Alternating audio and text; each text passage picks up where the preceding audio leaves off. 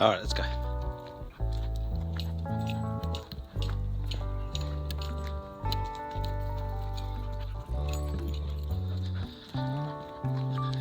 Good boy.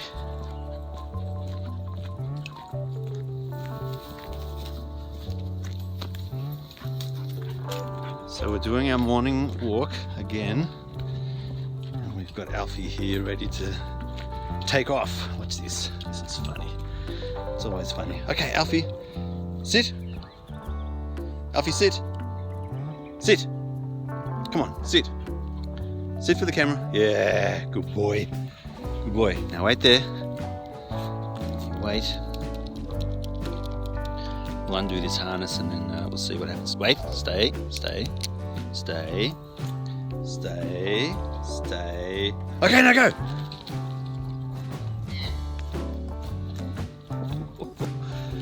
He's a crazy dog.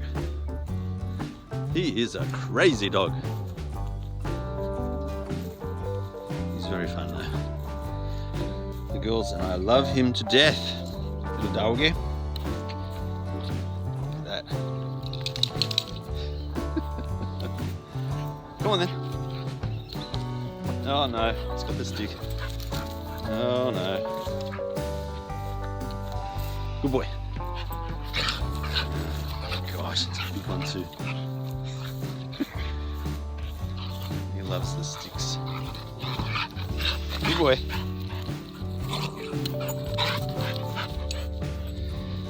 Alright, here we go. Let's see what we can do. Oh, it's too big. I can tell you now, it's going to cause problems. Alright, you got to leave the stick, it's too big. It's too big.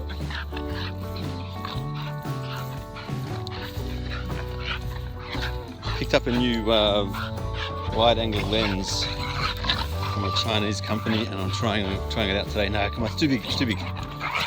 And yeah, I'm liking it so far. With the Xeon Smooth C, which is old tech, but suits my iPhone 6 nicely. Come on, come on. It works really well.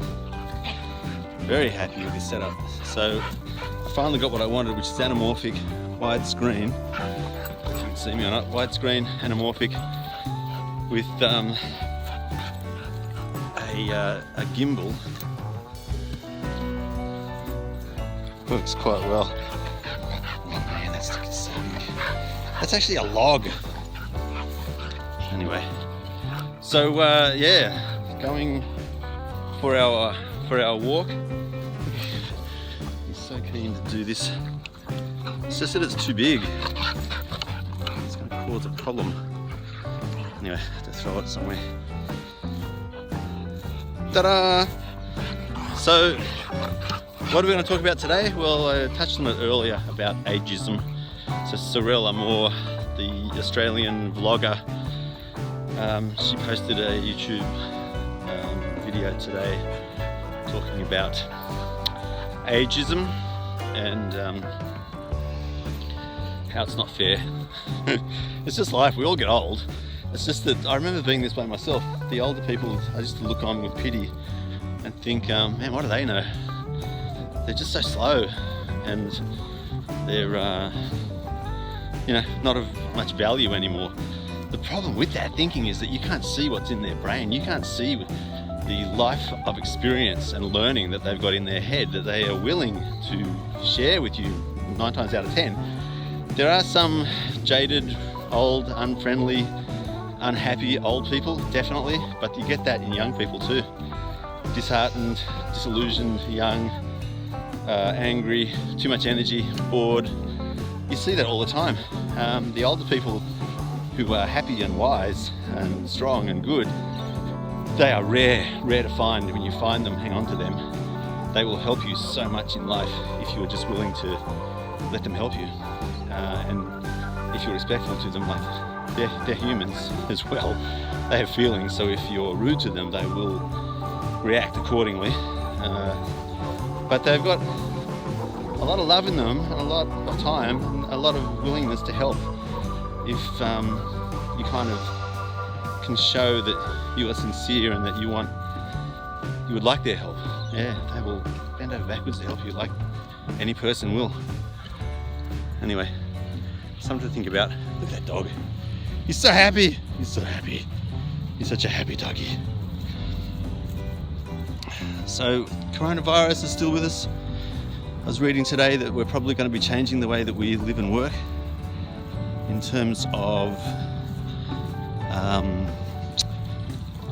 living closer to where we work, having more recreation time, less travel, the desire to work and live closer together as opposed to further apart. It's interesting, when I was working at Hewlett-Packard as a program and project manager across Southeast Asia, I got a chance to talk to many people, and it's a common thing across the board that we have people who live probably around an hour commute away from where they work. It's pretty typical that people will live a long way away from where they work, and so they've got an early rise, a big day, and then a long commute back home again. And when you do that, of course, something's got to give. Most of the time, it's your patience, your love, your what's the other words? Like all the good things in life that you give up for that secure job and secure income that we all desire. So there's nothing wrong with it. It's just that the people in that situation, oftentimes don't weigh up the full cost of willing to give up your time for the money, and fail to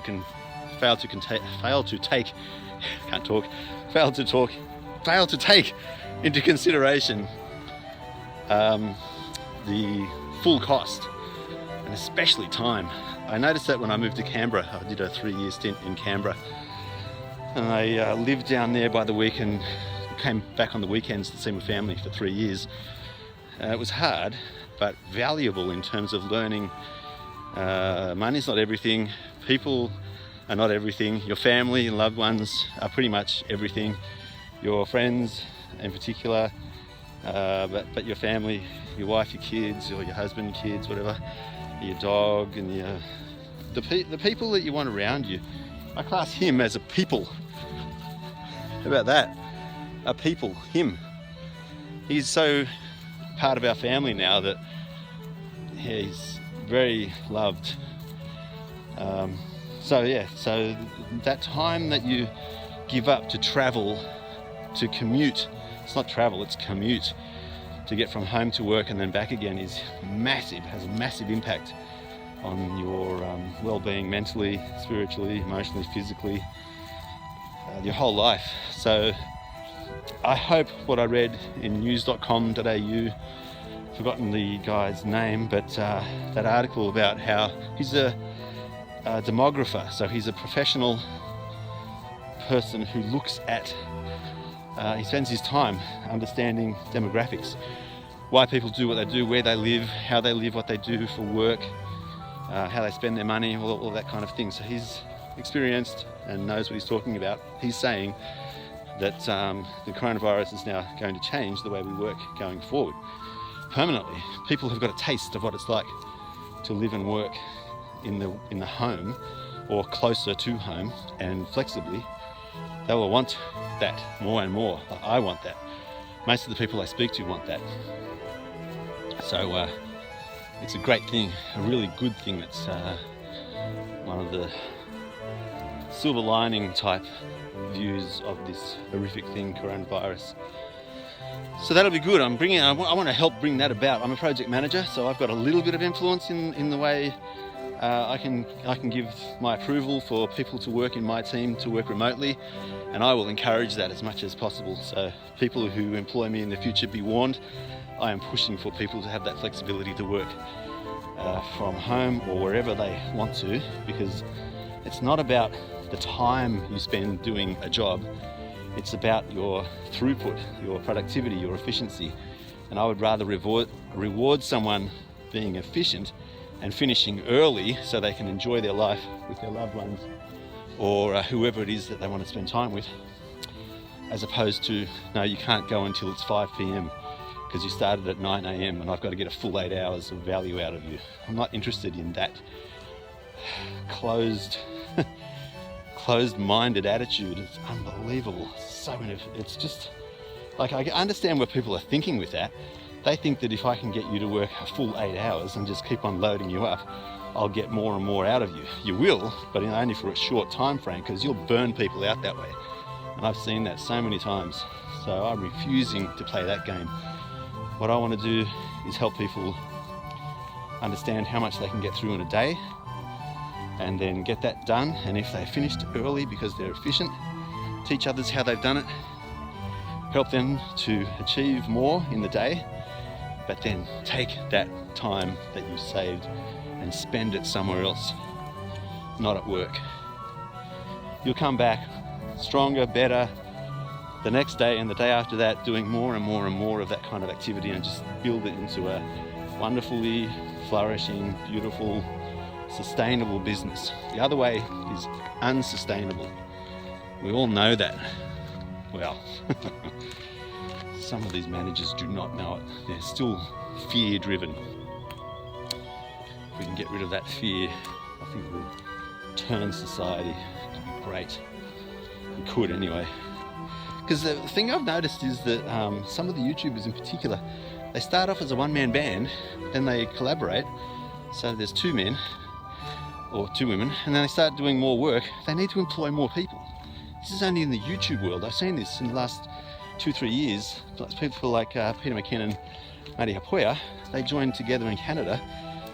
They each now employ more people, and they've separated themselves to start up 2 new businesses again, but with more people involved. So they're good examples of this kind of thinking, where you don't look at just the hours, you look at the throughput. What are they producing? Can they get tasks done quickly that have been assigned to them? And if they can, then good. Keep going and do something else, and have fun with that, and have the spare time you've saved to do what you want to do. I love that. All right, here endeth the rant. And now we've got that point in the forest walk where we can do some scenic, cinematic work.